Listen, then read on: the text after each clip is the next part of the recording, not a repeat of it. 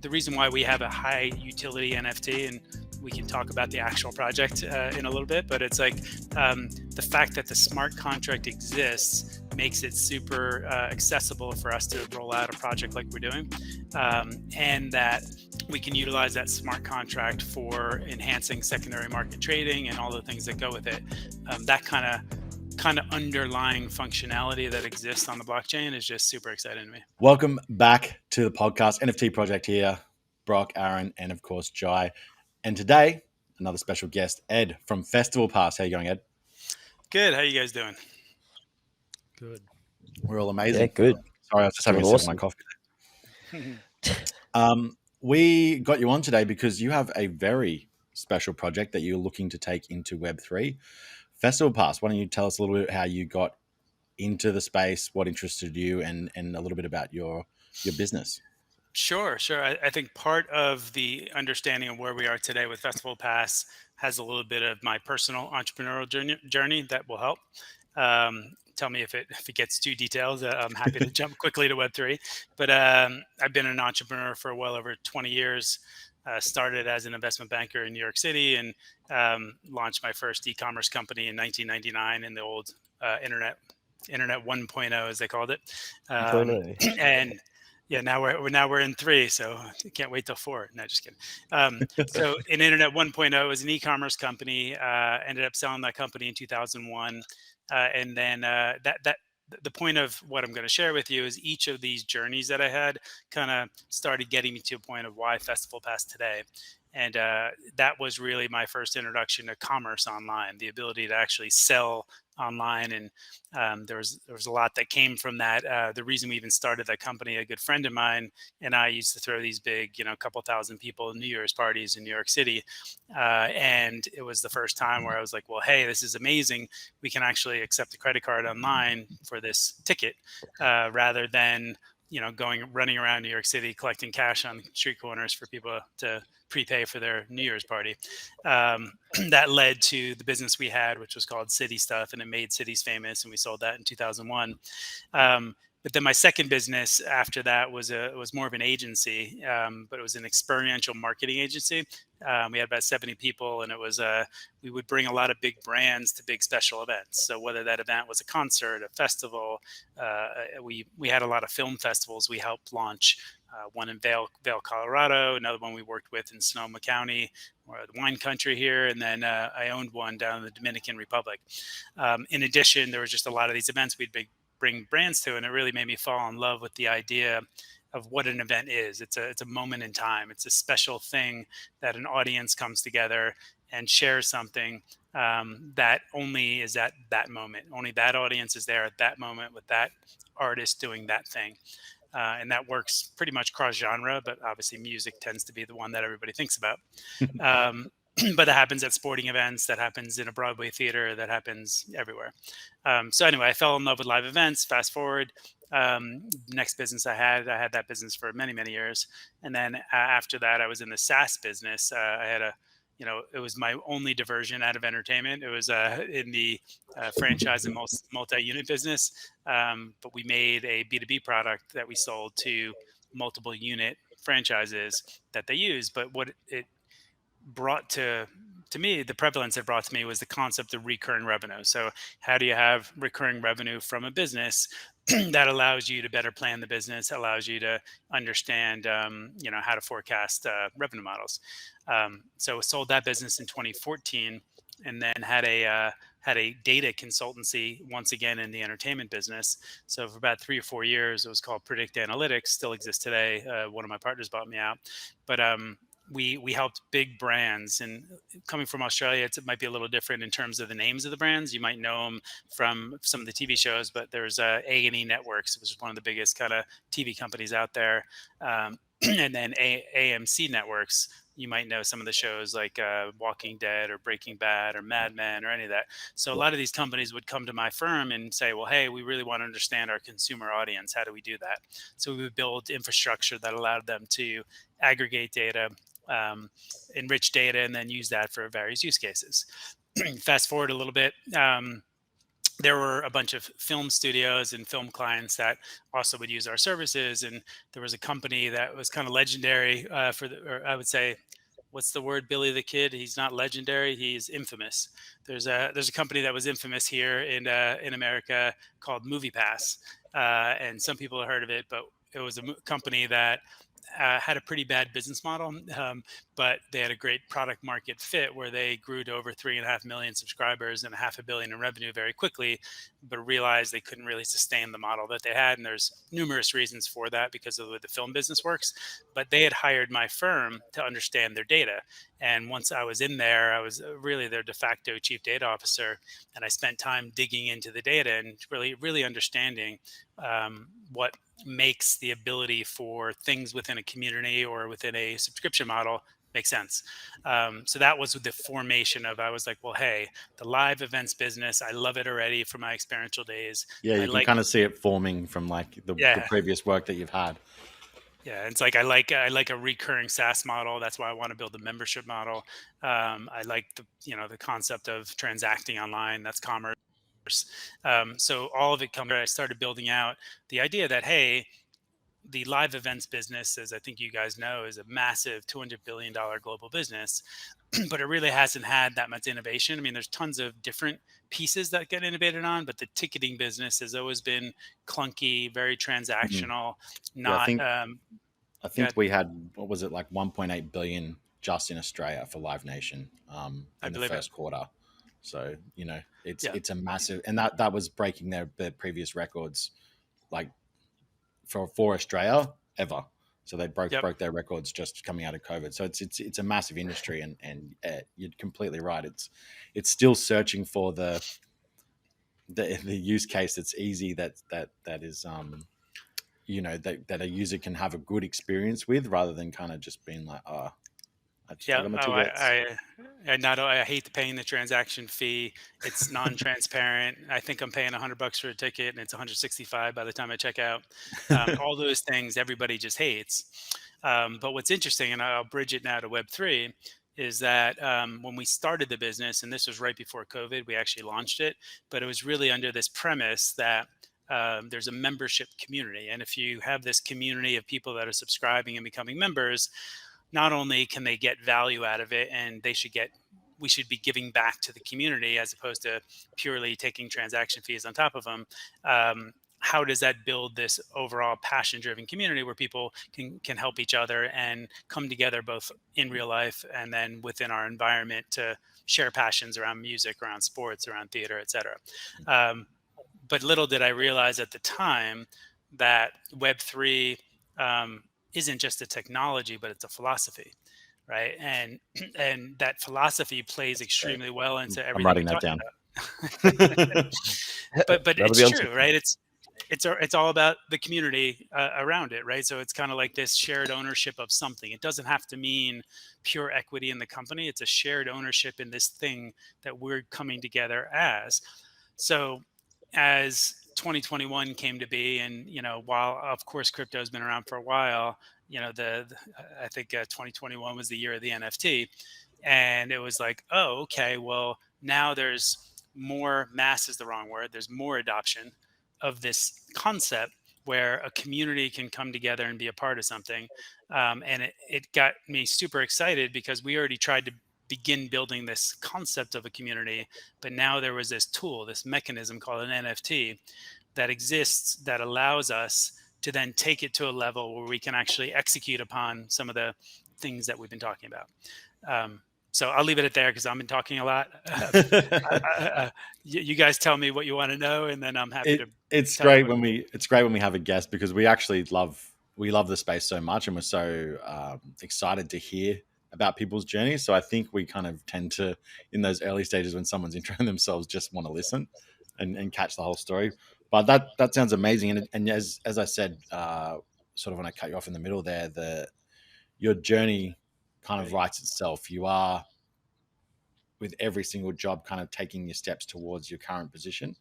And then, as you said, you found the Web3 community to be kind of where you wanted to be, and fix the issues that you can kind of see in that ticketing space.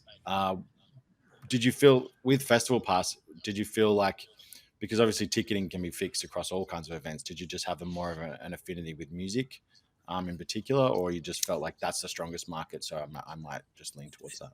No, as the name may not show its colors. So Festival Pass is not just music. Festival Pass is it's not even just festivals. It's we have over 80,000 live events that are concerts and sporting events and Broadway theater and food and wine events. So it's really any live event. Um, to be extremely honest, is the reason for the name was twofold. One was festivals are just a lot of fun, and I enjoy them, and it brings about a smile on people's face when they think about the last festival they're in. Um, so I kind of looked at it as it's a name that allows people to have an immediate connection to the brand. Okay, Festival Pass, and then they'll discover that yes, we have concerts, and yes, we have football and basketball and baseball events, and both kinds of football. I should say all three kinds of football, because you Yeah. guys would call it rugby Many football kinds. too.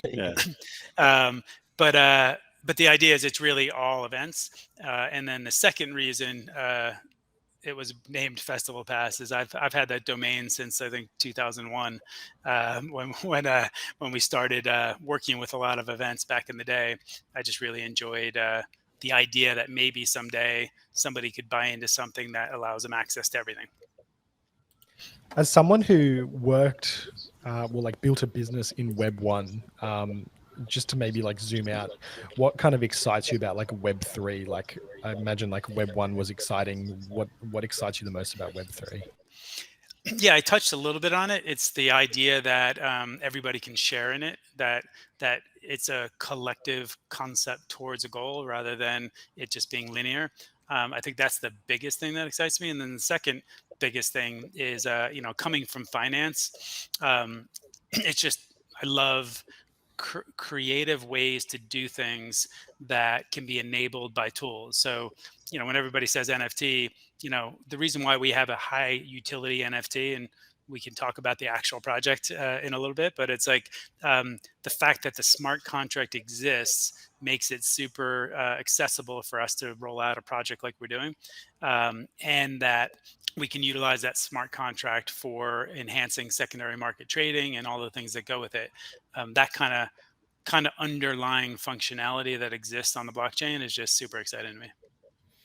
Yeah, I I think love what you said about. Oh, sorry. Go ahead, John. I was just going to say, I love what you said about community, how it's like a tool to help build community, because I think that's what a lot of people sort of have been missing, is that we've got to think of it as a tool to build community still. It's not like just having an NFT means that you're going to have this awesome, amazing community. It's just another sort of piece of the puzzle to help us build that kind of a thing, isn't it? Yes. No, I agree.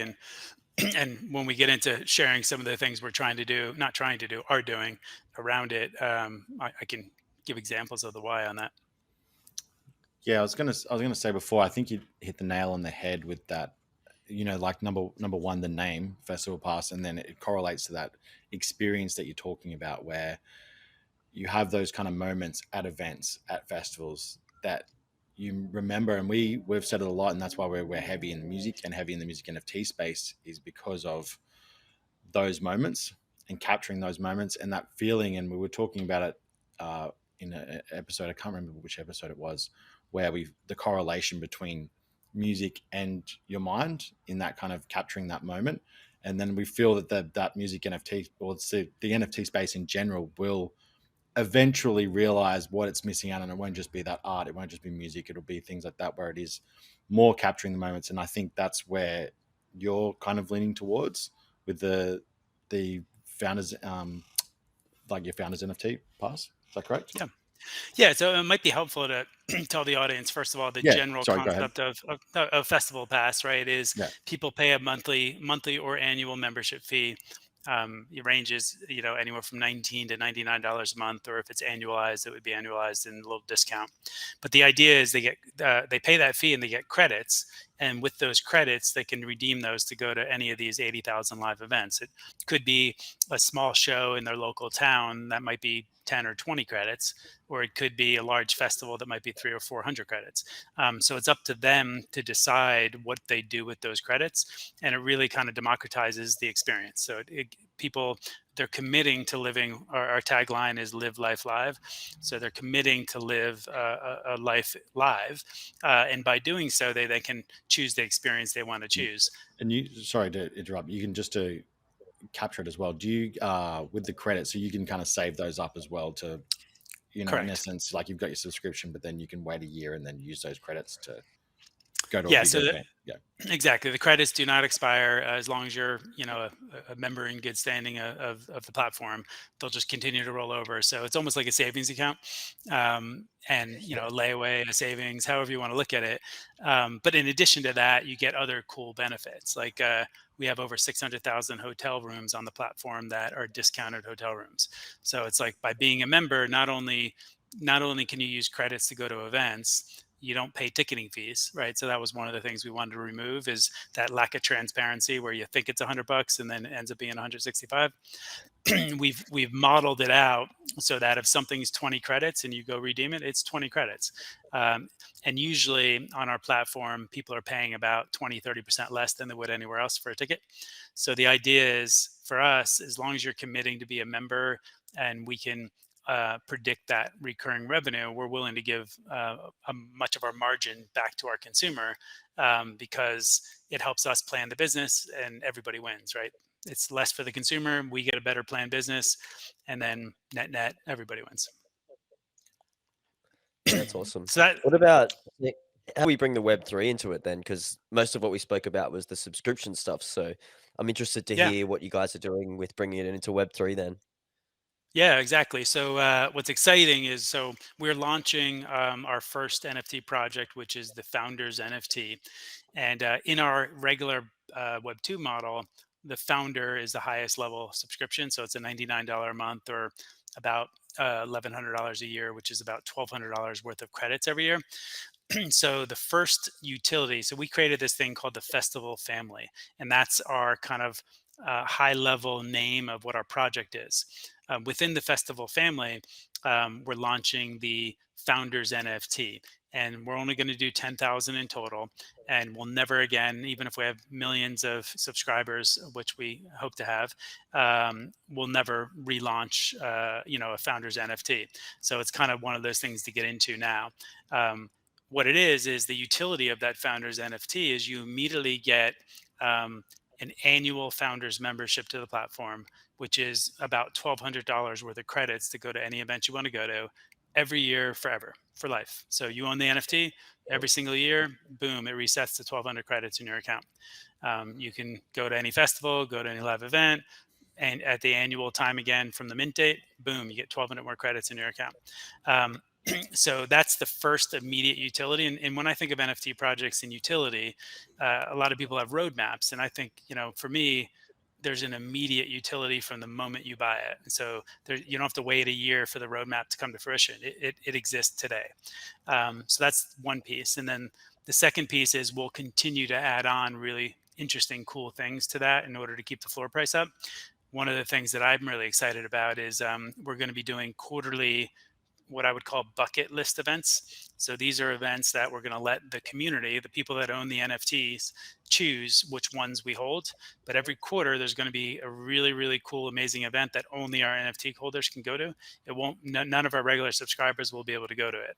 It may be something like, a A-list artist playing for 500 people as opposed to 50,000. It may be a professional athlete having 100 people in a couple luxury boxes in an arena, and then afterwards everybody has dinner with a bunch of the players. It could be, on the food and wine side, there's some celebrity chefs, and we might do a dinner for 100 people with one of these celebrity chefs that can interact with them and hang out with them and all that kind of stuff. So that's the exciting thing. Because we already have the traditional Web2 business, we're able to make these things happen and curate these experiences that only our NFT holders will have. And then of course, we'll continue down the road with other cool traditional things to add value to keeping that floor price up.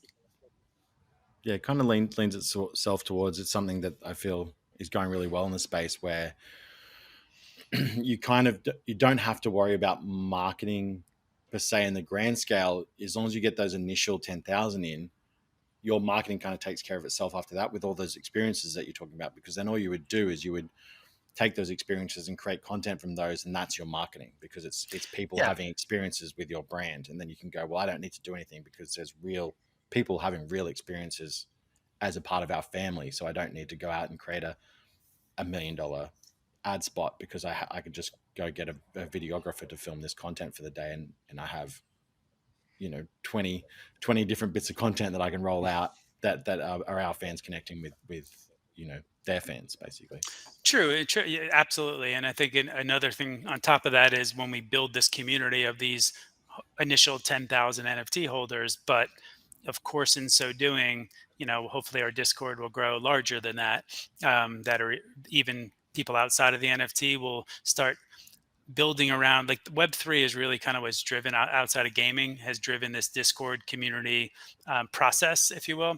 And what I love about it is we can obviously give our NFT holders special access to channels within Discord so they can interact themselves, but it also allows the full Discord community to share in that, call it the FOMO that's happening with some of the people that have the NFT. So they can be like, oh shit, I didn't know next quarter, I don't know, pick the artist you like, Bruno Mars is playing in Austin, Texas. I'm going to go to the secondary market and snatch that up because I really want to go. Yeah, And you just can kind of swap the NFTs between each other. Yeah. and just on that, Ed, Festival Pass, is that only America only at the moment? At the moment, good question. If you may or may not have seen, we were just in Billboard magazine, and they talked about our expansion, and it actually was an Australian writer that wrote about it. But the answer is yes. Currently, it is North America. As we continue to grow here in North America, we'll probably expand to Europe first, and then after Europe will be Australia, and then after that, a couple other markets. But At least Yeah, we're in top 3. That's the hardest thing for us over here in Australia. We find it so many things we want to collect. I think After Party came up in our radar, and we're still watching it unfold now. And you look at it and you're like, well, we can't go to LA we Sure. can't go to the After Party house anytime. So there's no point in us collecting an NFT that we can't utilize. But we're looking forward to having things like Festival Pass bleed into Australia. Yeah, well, the beautiful thing is, as you know, is in owning an NFT, it's either you can either use the utility as we're mentioning, or knowing other people will want to use it. So the value of the NFT will likely increase after mint because of that, and therefore it's also a good investment even outside of this is not an investment advice, but there's one other thing I should share that is interesting about our structure of the NFT. Do you mind if I mention it? Yeah, no, go ahead. Go for it. It's one I haven't seen before, and I don't know if I'm going to shoot myself in the foot for going this path or not, but I like to try unique different things. So they're 10,000 NFTs, but we're doing it in 10 tranches. So when we go to public mint Nice. in June, it's going to be only 1,000 of that initial tranche, and that 1,000 is going to be at a relatively low price. It's going to be where Ethereum is today, it's going to be at a price that's not much more than 1 year subscription to the platform. So that first 1,000 people that buy it are going to be getting an amazing deal. And then once we sell out, the second tranche is going to go up by like 0.2 ETH. And then we're going to sell the second tranche. And then after that, it's going to go up another 0.2 ETH until we mint out all 10,000. So it's a unique structure. And part of the reason I think for us to do that is because of these future things that people will be starting to go to. The marketing in itself will help build that, build the drive of the investment going forth, because people will begin to see, oh yeah, I can actually redeem this and go to really cool events. And you also want to reward the people who are like your day one fans as well. Agreed. For the best Agreed. reason. So yeah, I think that's a great idea. And this is something we've talked about on the show before, is that we want to see people doing these kind of things you're doing with these launches that are, not all the big, one drop. I think that, I've spoken about a bit on Twitter, and that I'd want to see people doing things like what you're doing, where they do these drops that are maybe a month apart or like that, and they have interesting tiered structures in terms of like pricing and stuff. So I think that's really cool that you're doing that, and I personally think that that's the way a lot of this stuff will go, because like you said, those first 1,000 people will get it and they'll sort of be like, oh, this is so awesome, and they'll do, you know, almost do the marketing for you for the next 1,000 that you drop a month later. And the people who missed out and FOMO'd on the first one will want to get in on the second one. So yeah, I think it's a really smart way, and I'm definitely keen to see how it pans out for you guys. Cool. No, I appreciate that. And I think another thing that is helpful is we already have a core underlying business, right? So we're in this for the long haul. And, you know, one of the things when you guys get a chance, and our kind of page, our project page website will be up in the next day or two to get more information on. It's going to be festivalfamily.live. But the point I'm trying to make is you'll see that, you know, we have a bunch of experienced founders that are part of it. We're all fully doxed. We have about 12 or 13 advisors, investors that have had massive success in general stuff in life. So the point is there's hopefully that credibility issue that people can look at and be like, oh, wow, okay, these guys, they're in it for the long haul. We're not looking to mint 10,000, take the money and do nothing with it. That's like the idea is, as we do these tranches and drops, it enables us to continue to build that community and make sure that the dollars that are coming in from the NFTs are being put back into the community for really exciting things. The best thing for you guys is you already have an example business. You're already running a business that's in real life. So people can already look at that and see that there is trust that built there. There is something going on, and you're just using the NFT to add even more value to their customers, which is, you know, why wouldn't they want to be a part of that?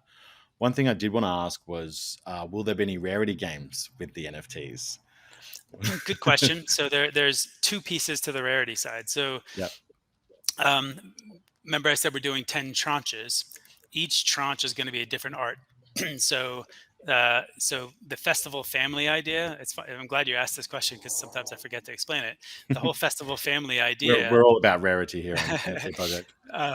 Is so each of these 10 tranches, there'll be 1,000 of each of these personas. So if you think about the way people are when they go to a festival, it's a family of 10. And the reason why 10 makes sense to me is, like, I've read so many books on the concept of human psychology. There's really only 16 personality types that exist in the world. We're just happening to use about 10 of them, and they're not really the actual personality types. It's just really who do you identify with. So like the first tranche is the arts is going to be a rocker. You know, he might look a little bit like Lenny Kravitz, even though we're not trying to make him look like Lenny Kravitz. But it's like that kind of rocker feel. Lenny, give us a call, please don't sue us. But so, for example, that will be the first 1,000, and of course, there'll be rarities within that first 1,000. There'll be, you know, I think if I'm correct, there's a certain hair color that only shows up like 4 or 5 times out of the 1,000, and obviously there's a few other pieces that exist in that. Any little hints, you know, so we can make sure we're on top of that secondary market for the first. Well, for the secondary market, you'll probably realize that obviously on Mint you won't know what you're getting. So, but yeah, there's a very rare hair color. I'm trying to think. I think there's one pretty rare necklace, but outside of that, there's you'll notice that as it collects, I'm sure on OpenSea they'll be able to tell you exactly what's going on there. But then Persona 2, maybe we have all the personas, but I'm trying to decide on when to launch each one. But the second drop will likely be a female of some sort, a female rocker in capacity, and then we'll have like a DJ for people that love EDM and, you know, that kind of music. We'll have a sports character of some sort that is in the people in the sports realm. We might have like a crooner, like if you think of like a Frank Sinatra type, but more in a younger version.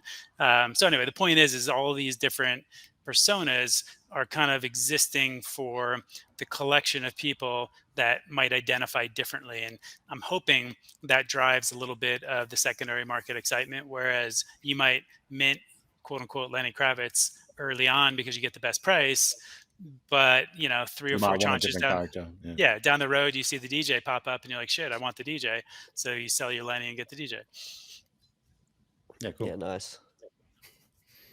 I was going to ask The- just a little bit about like the credits and stuff, because I just had an idea when Brock was saying that we wouldn't be able to use the passes if we were to get them. But can you save those credits up with these passes then? So if we were to say, if I was to buy one of these NFTs, could I save it up for the year, or does it reset at the end of the year? I know this is pretty specific, but just thinking for anyone in Australia.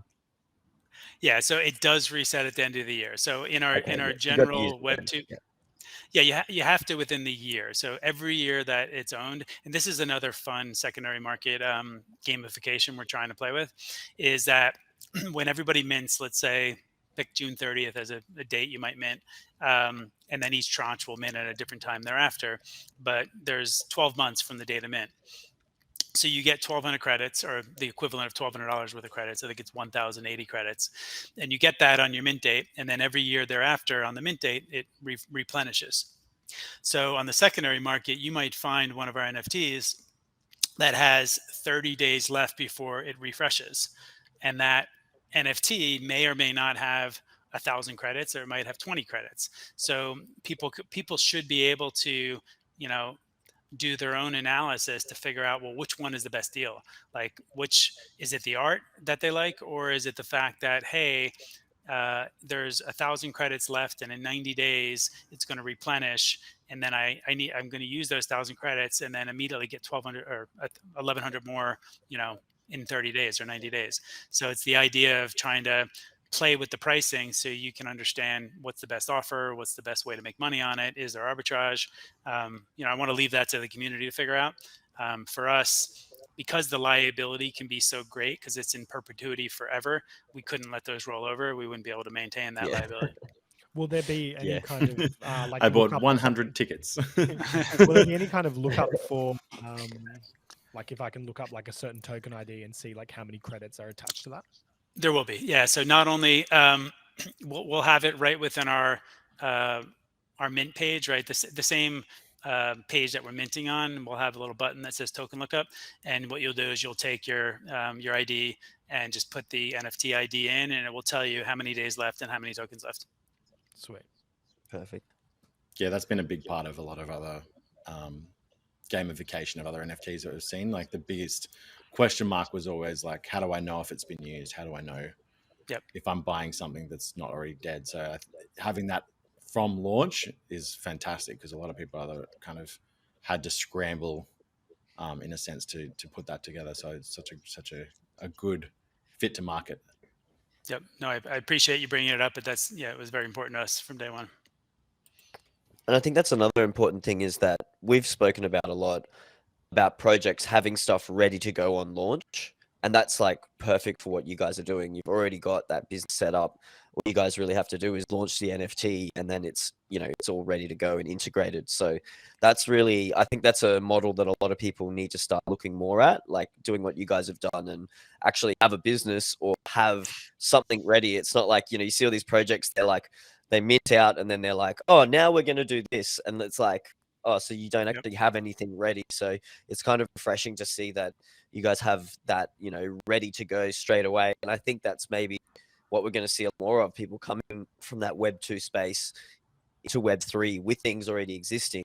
And, yourself coming from Web 1 to Web 2 to Web 3, you're going to understand all the sides of it. So I'm excited to see what happens, and come with you guys to come to Australia. I was like getting so excited then, and I was like, oh, you're not in Australia yet. Damn it. That's soon pretty enough. great. Well, the more successful this mint is, and the more successful we continue to build the business, the quicker we get to Australia. So you got to tell everybody. One question I did have as well was how long was the whole process from inception? Obviously we all have been a part of the hype of NFTs over the last 18 months. It's been hard not to be swept up in it if you are on the internet, essentially, and you're active on the internet. From that point to now, how long did it take you to come up with the concept, and then how long did it take you to find the team, and then the ability to integrate it with your current system? All good questions. So I'd say it was towards the end of last year where I personally started taking a pretty deep interest in understanding what we can do in the NFT space. Obviously, throughout most of 2021, I was spending time learning about it. Understanding what it is, trying to understand how NFTs fit within the crypto overall Web3 environment, and then started really just trying to figure out, well, what is our how are we going to engage in this world, because it just felt so right for what we're trying to build. And to be honest, the first path we thought of going was really enabling and helping some of the artists that we know be able to build kind of mini digital fan clubs within our platform, and then through those mini digital fan clubs launch an NFT that then gave some of our members that they were engaging with some value, some kind of utility or value. And then what I realized it was like an aha, and it's not that it was so brilliant because other people have thought about it, but it was this gateway to the membership side of it, was to say, okay, well, what makes this thing special and what makes this thing amazing is that if we can model out the ability financially to offer a lifetime NFT that just keeps going in perpetuity, and give that person an asset that they can resell in the future, they can use it I like to try and share. So I'm not answering your question directly, but you're talking about the timing. But the idea of the utility is that something you can use for multiple years and then still resell it for more than you paid for it. So for me, that actually puts some level of ownership in the hands of the community, meaning that they can enjoy it and participate, but still make money on the core asset that they bought to begin with. And Yeah, you're not risking your users. You're not putting them up against the wall and throwing them in a place where they might not necessarily make their money back or make the value back. You're giving them a real opportunity to see more than, like in that 2x, that 5x, that 10x of value from something, which is what you should see from a membership. That's why you buy a membership, is so you can show, number one, I love this product. Number two, I'm doing it because I want to get some value, because and, I and already believe in it so much that I want to then get the best price, get the best value from it. yeah, and those that join early are the ones that get the most value, right? Because they should be just like in the traditional finance world. If you're investing early in a company, you're the one who should get the biggest return when it's successful. So that was the reason behind it. But then to answer your direct question on timing, it was really probably January, February this year, where the kind of light bulb went off that said we have to do this in perpetuity utility for the membership. And then kind of just started really building out the team. We obviously have a core Web2 team building the traditional product. But in Austin, I'm part of something called the ATX DAO, which is a group of a couple hundred people that are in Austin that have come together to really kind of drive the crypto community. And through that, I met a group when I was seeking out some Web3 developers. I met a group that said, well, hey, they're called Poly and X, and people will even see it on our page. We're going to call out who they are, but they've built an infrastructure that allows the ability to mint and customize that. Like, I didn't want to go mint on another platform per se, but I wanted to use the platform so we can mint on our own, nft.festivalpass.com, and still control it, and then have that customization so that when somebody mints their NFT, we can connect that token back to their membership account on Festival Pass, and the moment they connect their wallet back to Festival Pass, we can now redeem it and we can have that relationship. So I was lucky to come across a group that had some success doing it. One of the head of product there is in my ATX DAO group, and it was like an immediate connection that said, okay, this is reasonable, the cost makes sense, and it saves me the pain of hiring a couple or more than a couple Web3 developers and maybe or maybe not having success. Just to go completely off subject here, and when you mentioned ATX DAO, I was immediately interested, and then I started thinking of formulating other ideas of how to create our own here and involve people that are in the Web3 space. How did you get involved with that, and what was the process of, like, did you buy an NFT, or was it just investment, or was it just a Discord group and there's no money? Yeah, so there's money. So I got involved because I'm part of a different, just general entrepreneur group that exists in Australia as well. It's called EO, which is Entrepreneurs Organization. Something I've been involved with for over 15 years, and there's chapters all over the world. But there was somebody that I had known from that organization who just was kind of deep into the crypto space. And through some of the conversations, he said, "Well, I know you're getting really excited to move into Web3. You should check out this DAO." And I said, "Okay, well, what are they?" So obviously that check them out and see what they're all about. They were created about a year ago, but they started kind of creating classes or groups, which said, okay, the first initiation, if you will, of the first 30 people can join and actually buy an NFT to join the DAO. Of course, there's a community bigger than the members per se, but you basically have to be accepted in as a member. So once I applied and got to meet a few of the people, they accepted my application. They said, yes, we would like you to be a part of it. And then, we're going to mint the next class, if you will, coming up on this date. So as long as I had my wallet ready, my address was already, pre-accepted. I then minted an NFT. I think at the time it was like 0.65 ETH. So it was, at the time, that's when ETH was, I think, 3,400. So it was a little higher. So I probably paid about $2,500 to join this group. But it seems like it was invaluable in the end, though. Yeah, just even exactly. And there's been more than just the one, but even the one itself was worth every penny of it. Anyway, I think that answers your general question. Yeah, it was kind of you answered it exactly how I thought you would, which is I just wanted to show, have our listeners understand that the space is so much more sometimes than the project that you're involved in, that everyone here is looking to help. And there are communities spreading up like this ATX DAO, like other DAOs, like other Discords that are completely focused on bringing the minds of the space together, because we're right at the start. So that everyone's trying to scoop the individuals up, the smartest individuals in the room, the smartest businesses, and bring them all together so that they know that they have those resources ready to go. And It's also, like, who do I connect with? I was going to say, it also helps because, obviously we want Austin to be kind of on the forefront of, Web3 and crypto in general.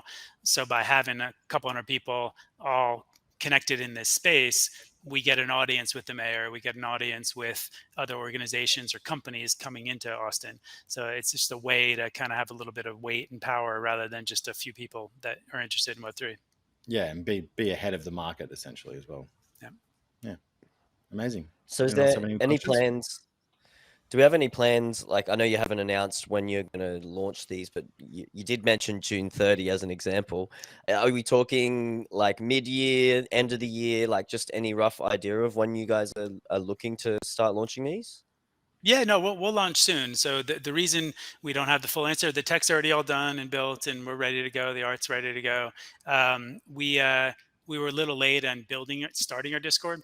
So, we just kind of started that a couple weeks back. So, and we just started kind of opening it up to the public. So just as how do I say, a responsible manager of the business, we want to make sure we move it to, get about 10,000 people into that Discord before we even launch the first 1,000. So that's going to be kind of directly correlated to it. And, part of it is we're going to do a small private sale to some people in our network, probably over the next couple of weeks. But the majority of the lion's share of that 1,000 will go to people on the allow list and then people that join on the public mint. So we'll start letting people into the allow lists in a couple of weeks as well. And then the idea being by the time we go to public mint, which will likely be at the end of June. So I'm not too far off on that, either last week of June, first week of July, maybe at worst mid-July will be the first public mint. But again, people that come to our Discord will find ways to get on the allow list prior to. There'll be some things they can do to get on. What is your plan to fill up the Discord? Because this is something that everyone in the space is either doing well with or struggling with, and it's always interesting to hear someone else's take on this. I actually heard a really recent one. Social media marketing ads are starting to work, and just hearing how people kind of reverse engineering that on bringing people in the space. Instead of marketing their project, they're more looking to build a Discord around helping people. Yep. But yeah, I just wanted to hear your thoughts and how you guys were managing that. Sure. So we'll see how successful we are over the next couple of weeks. But But the first thing we did is, even on our site itself, we have something called Festival Pass University, and you guys should check it out. It's if you go to it, it's about the education, because we come of a place where we already have a bunch of members that are in the traditional space that might not be crypto native. So it gives them an opportunity to come to the site, learn what an NFT is, learn how to create a MetaMask wallet, learn how to do all this kind of stuff. So that's going to be there ongoing forever. We'll keep adding content to it. So that's kind of a first step. And in so doing, we'll also do the same within our Discord and that piece. What we're in the process of doing now is partnering with a bunch of other communities in order to help drive awareness of what we're doing, so people will come into the Discord. And also, there's also podcasts like yours and others that have a pretty significant following here in the US. So I'm obviously doing a few shows with people that are heavily into some other podcasts, or how do I say, members or listeners of other podcasts that you might know. So the answer is we'll see. There's a bunch of influencers we're talking to, and they're not traditional hype influencers. They're actually people that love being part of projects. So a lot of that is the engagement with not only these influencers, but other communities that all share in similar passions. Amazing. Cool. I think we can That's awesome. pretty much end it there, hey guys? That was Sounds good. Yeah. a really, really, really good. Thank you. So insightful. Great to hear from someone that's in the space that's doing. It's like it feels traditional, but it feels a little different, and it feels like it's refreshing. You've added a whole new look. A lot of people are pivoting to what you were talking about, so to have it as a way that you're launching with the different countries is going to be great to watch, and great to maybe be a part of as well. I appreciate it. Thank you so much, Ed. Thanks for listening to the podcast, guys. Check you later.